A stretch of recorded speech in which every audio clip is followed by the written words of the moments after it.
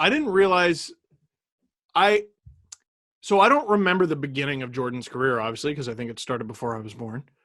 But like I always thought those Bulls just always were, just because I was a kid, right? Yeah. I didn't realize Dennis Rodman was there for one.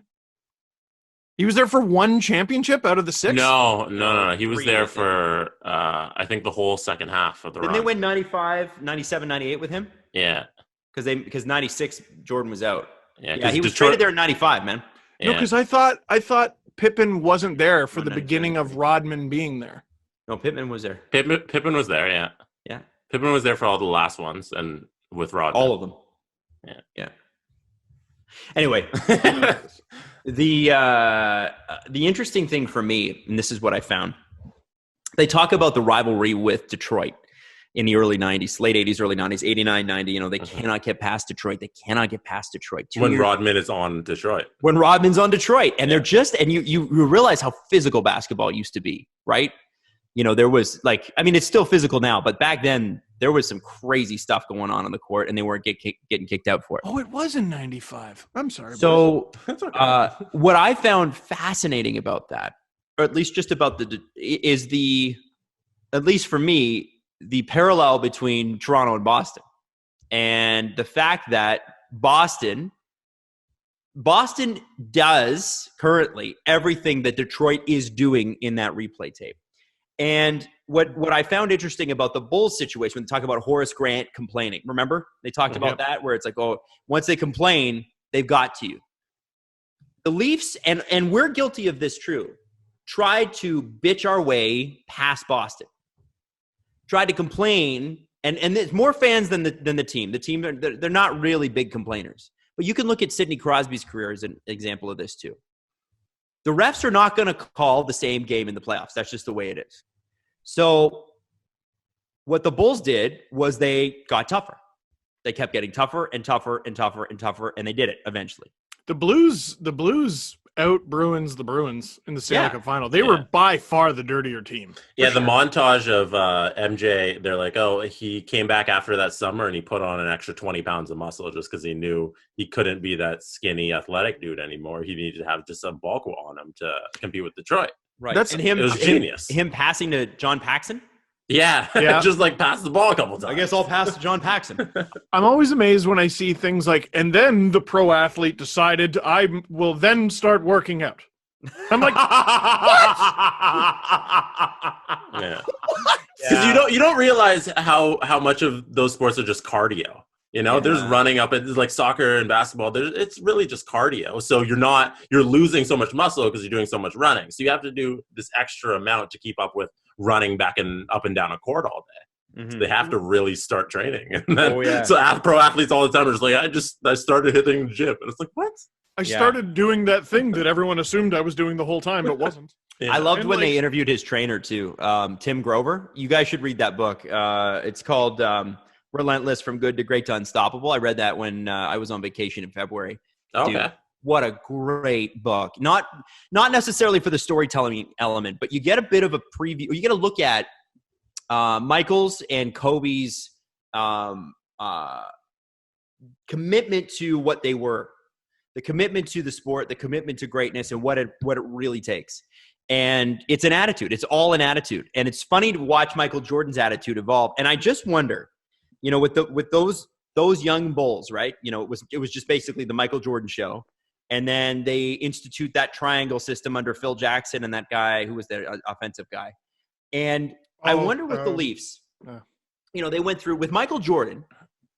It was 85 he started. Mm-hmm. They didn't win a championship until 91. And they talked about him. That's 6 or 7 years.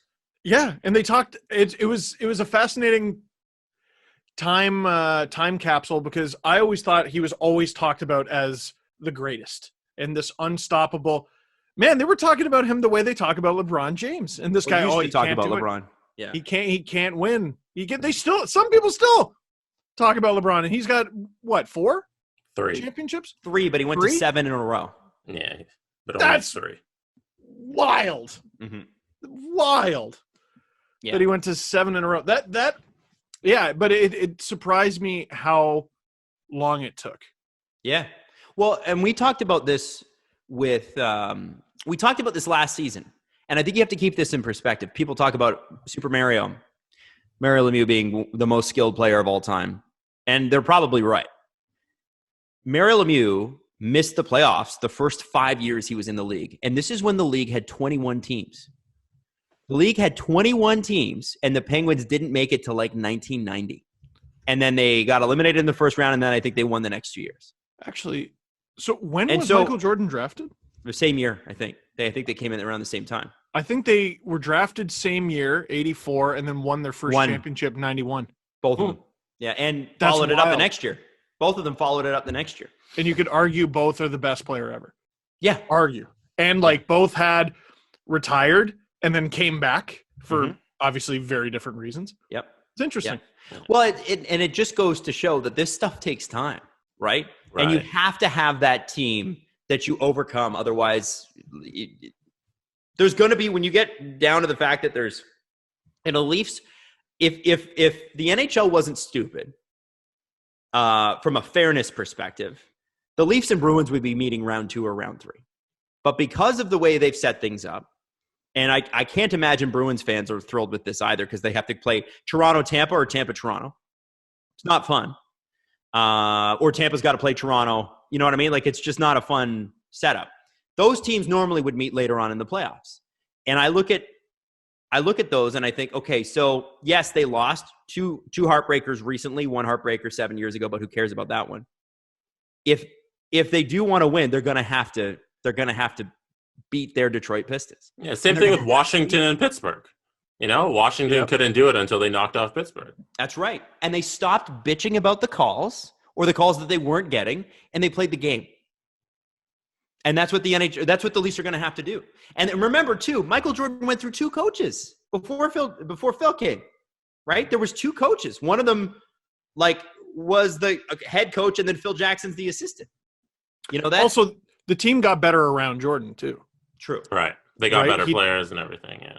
Yeah. Anyway, I thought there were some fascinating parallels. We'll see if the Leafs can ever get themselves over the top. Speaking of the coaching situation, I find the most ridiculous thing about the entire doc is that if you just don't decide you want to do a rebuild at that time, you get to keep Michael Jordan. And potentially win in 99. The whole premise of it is he doesn't want to keep Phil Jackson around because he wants to rebuild the team, but maybe if you just keep Phil Jackson around, you get to keep the greatest player of all time and just pay him his money. It's Why don't you fire the GM? Right. Krause is so ridiculous. Find a guy who can work with Phil Jackson. Right. He's like, this is Phil's last year. Like, no. Why? Also, if you're going to rebuild, why start with the coach? Right. Like, you rebuild because you're getting... He needed to get rid of Phil Jackson to start the rebuild, because then he gets rid of Michael, then he gets the whole team back, and he gets to start his own little thing. Or just do that anyway. Like, you're the GM. Like, do these guys all have no trades or something? No. If they do, then sure. But that's the part that's weird to me, is that, like, they had, like Jesse said, no salary cap, all the money in the world, and beyond all of that, and the best team in the world, like, once, not in a generation, not once in a lifetime, once ever player. Yeah. But once ever player who is the biggest basketball brand on earth to this day, 25 years later. Wild. It is crazy to me that they would even consider doing anything other than, Michael, what do you want to do? If I'm the GM, I go, Michael, how do you want this to play out? Okay, we'll make that happen. And if Michael Jordan in a few years after that is down to 20 points a game, but there are players around him learning from Michael Jordan, fine. He's still Michael Jordan. He's still the brand. Right now, that's how it would work. Like, the star player would tell the GM, hey, I want this to happen. Don't fire this coach. And then the GM would listen.